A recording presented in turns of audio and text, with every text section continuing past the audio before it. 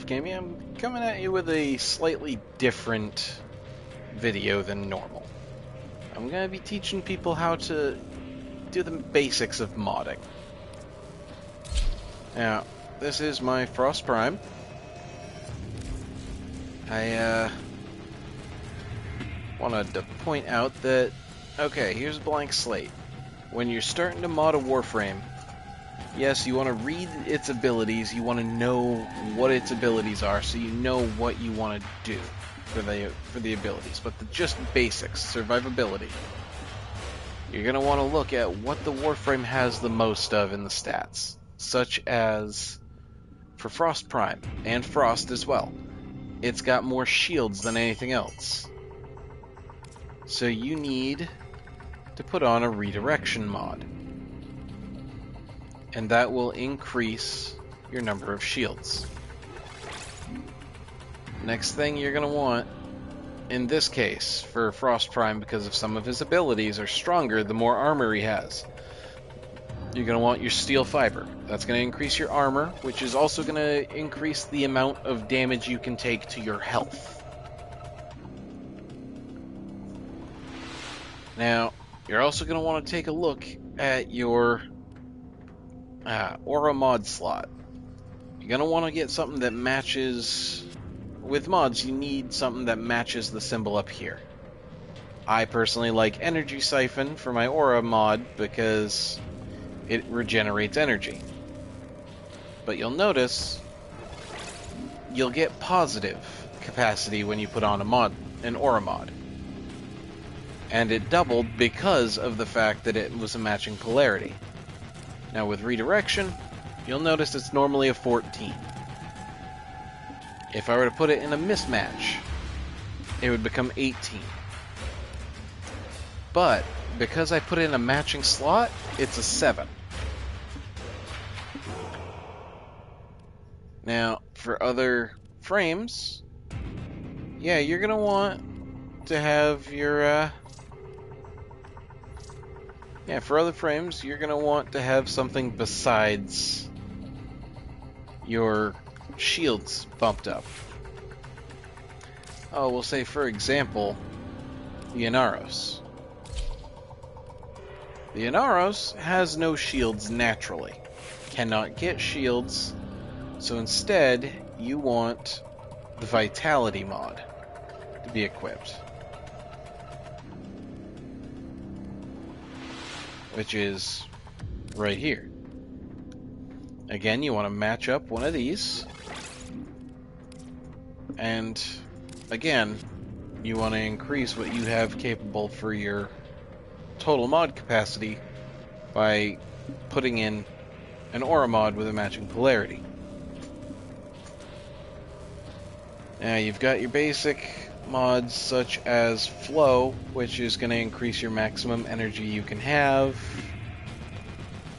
You have... Oh, I have a lot of mods, but you have Intensify, which is going to strengthen your abilities' strength, of course.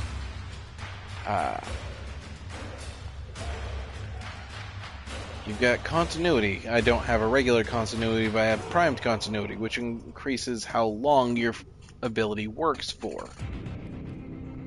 That's good. That's very good to have for some abilities. My Frost doesn't need that, but I'll go into that at another time with another video. Streamline makes it so the ability is cheaper to use. Very nice to have if you are playing a frame that does a lot of ability use. I'll also go into the different types of frames a little bit later. Stretch increases the range of your abilities so that you can reach further with them. Now, I like to have, well, as much health as I can with my Inaros, but that's another time.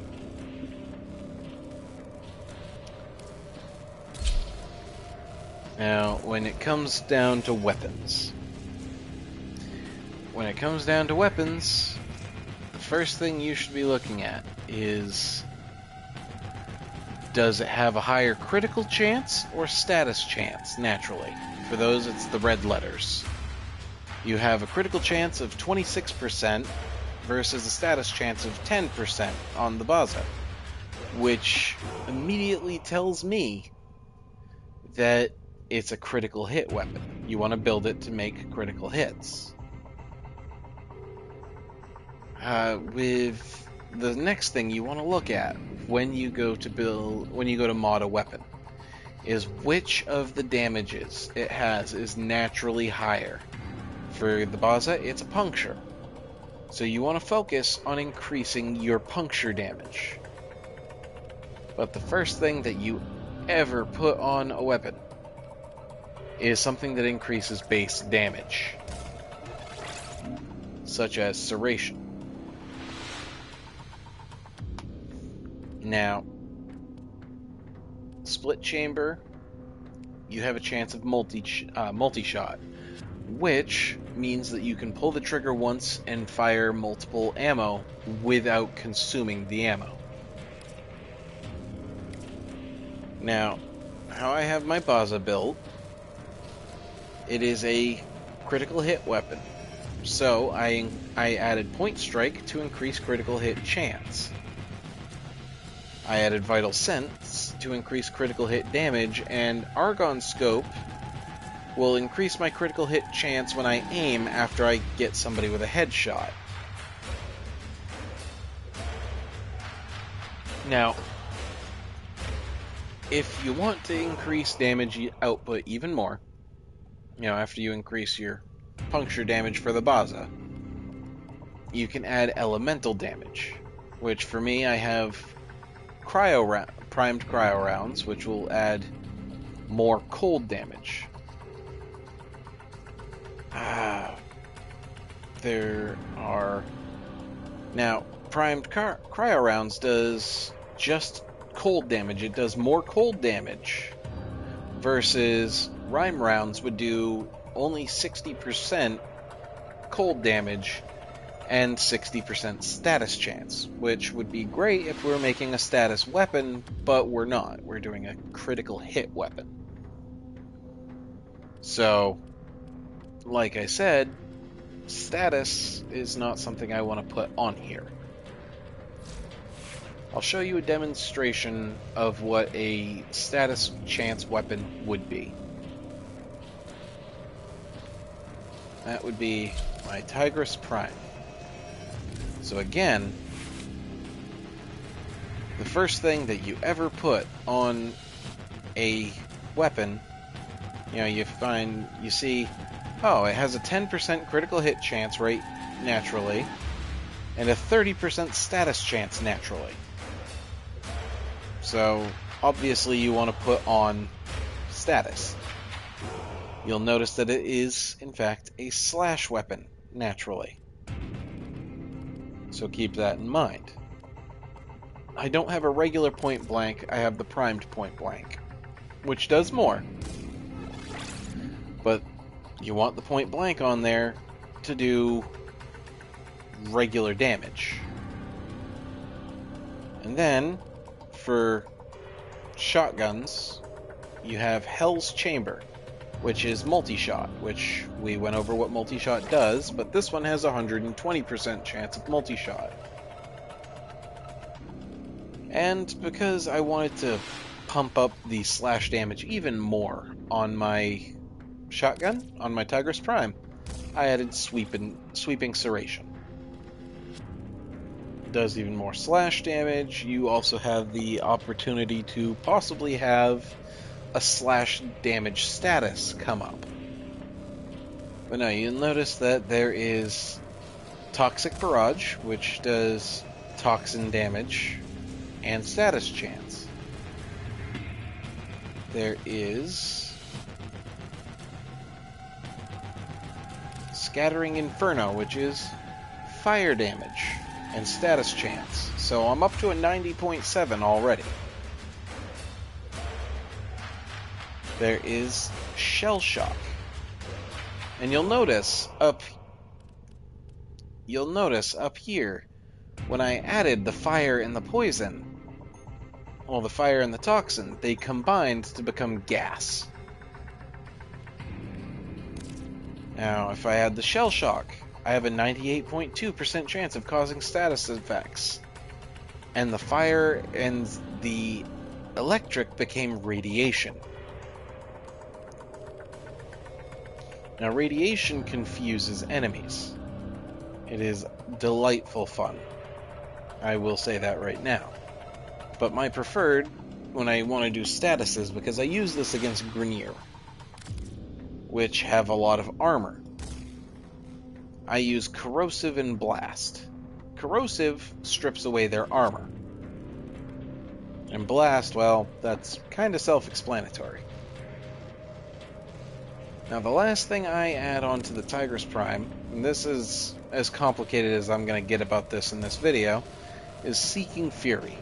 So that way you reload the double magazine faster, and it punches through the first enemy, and it has a chance to punch through the enemy behind him. Another thing that you need to know about the Tigris and Tigris Prime is that it has a duplex trigger. So you pull the trigger to fire, and as soon as you let go of the trigger, it fires the second shot. Took some getting used to. But that's a status weapon for you.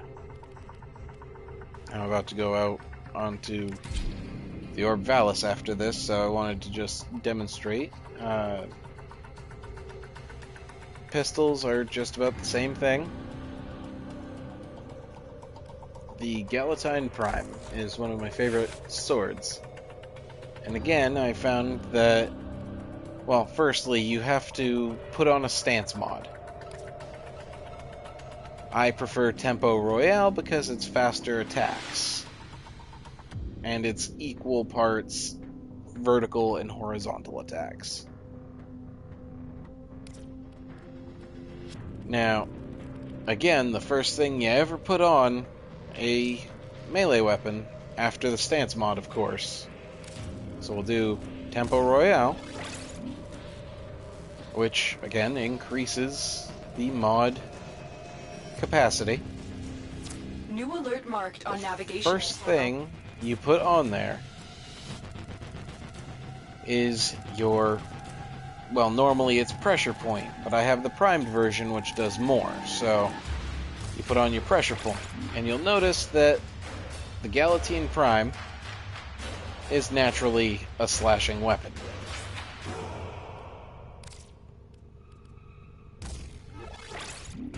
Now, I personally wanted to get this thing spinning really fast, so I put on attack speed. Hold on, let me... Yeah, okay. And I noticed that it's equal... It's either critical or status. They're both equal. And hello, new viewer.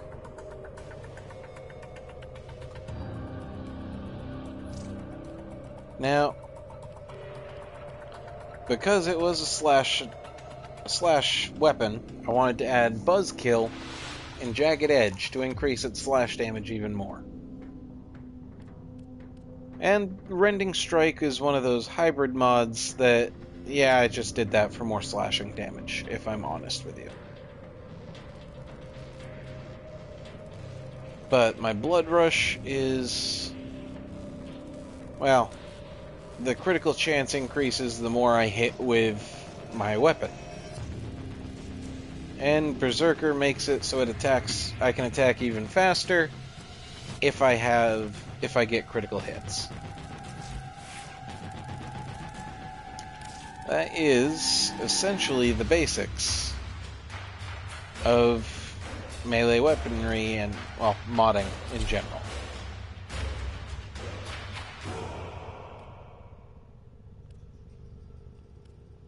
Well, that is just about all I can...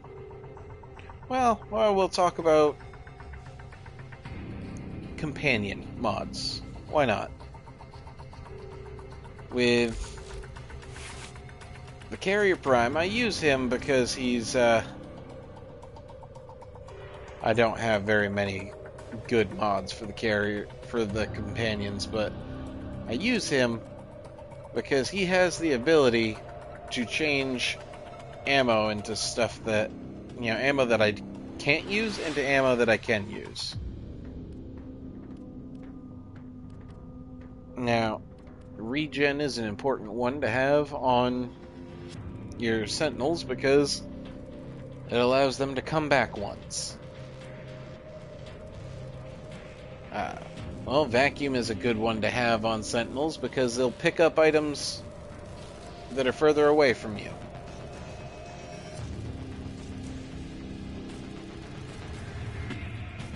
And yeah, that's about all that I can really say, really. I have Animal Instinct on him so that I have loot radar and enemy radar. Striker's his way to attack people. Guardian will boost your shields. And Sanctuary is another good one, so you can pick up your allies when they need to be picked up, and your Sentinel will defend you.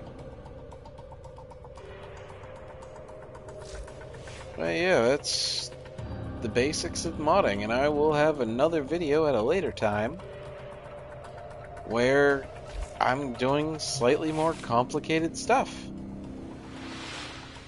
Well, I want to thank everybody for watching.